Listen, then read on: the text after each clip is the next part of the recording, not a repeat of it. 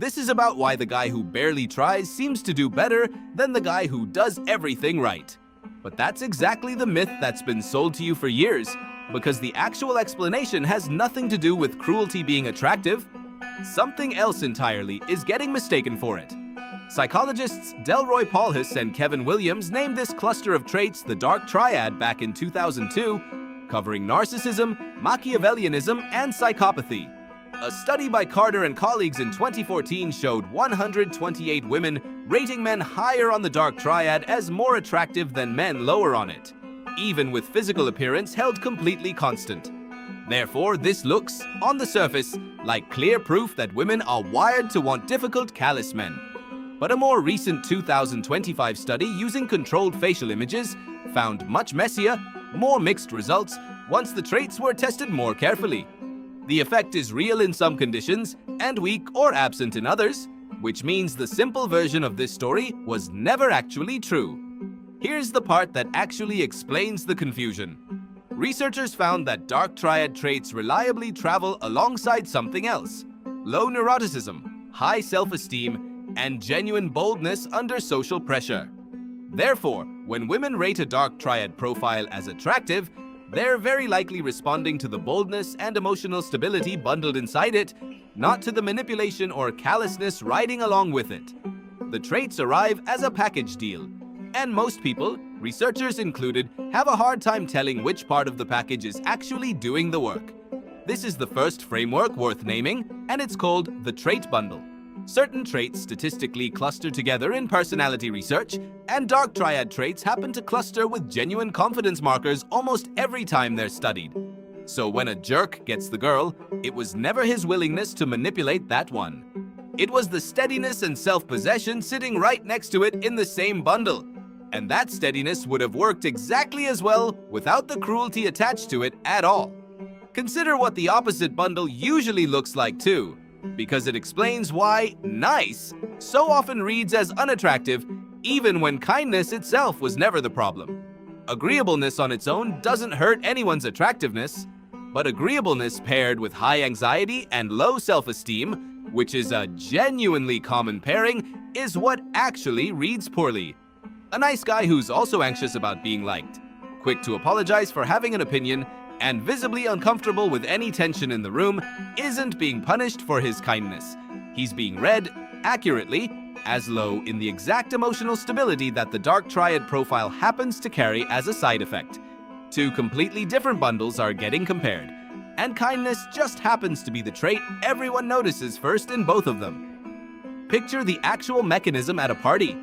A confident, low-anxiety guy walks in, doesn't scan the room checking for approval, and speaks his opinion without softening it first.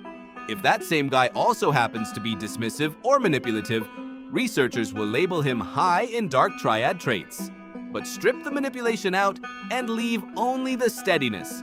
The same low neuroticism, high self-esteem baseline is still standing there, completely intact, doing the exact same social work it was doing before. The cruelty was never a requirement. It just happened to show up in the same body a lot of the time these traits were studied. The same confound shows up over a much longer timeline too, not just in a single party interaction. Researchers studying narcissism specifically have found that narcissistic men report lower commitment in relationships and pay closer attention to alternative partners, which tracks with the stereotype of the charming guy who eventually treats a relationship carelessly. But the charm that got him the relationship in the first place was never the carelessness.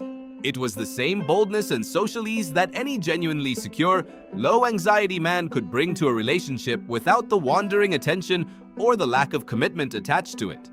The women who describe getting burned by a charismatic partner usually aren't describing the charm as the problem. They're describing what showed up later, once the part of the bundle actually responsible for the initial attraction had already done its job and moved on to something else. This is the second framework worth naming, and it's called borrowed boldness. It's the practical move underneath the research.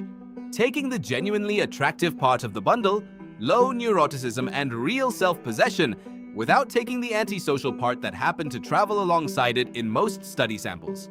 Most guys who consider themselves nice assume the entire bundle is off limits to them, so they never even attempt the boldness.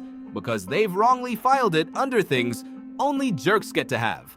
So what actually determines whether you read as attractive isn't whether you're willing to be cruel. It's whether your baseline emotional state is genuinely low anxiety and self-possessed enough to hold steady without needing to manufacture cruelty to prove it.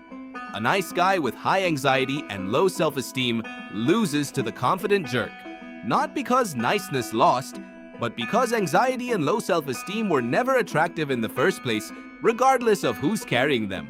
Here's what to actually do with this. Stop treating confidence and kindness as opposites you have to choose between, because the research never actually forces that choice.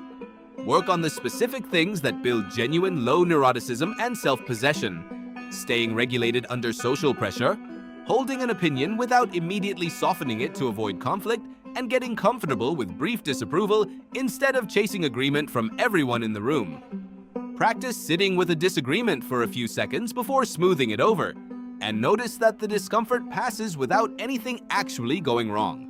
None of that requires manipulating anyone or becoming someone you don't recognize. It just requires taking the actual attractive half of the bundle seriously instead of assuming it's permanently attached to the cruel half. So here's what this all comes down to. You were never losing to actual cruelty.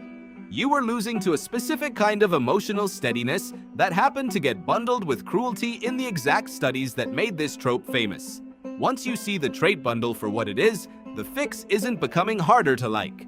It's building the steadiness on its own, deliberately, without dragging the antisocial part along for the ride just because they've historically traveled together. This isn't about becoming manipulative, and it was never about proving the nice guy narrative wrong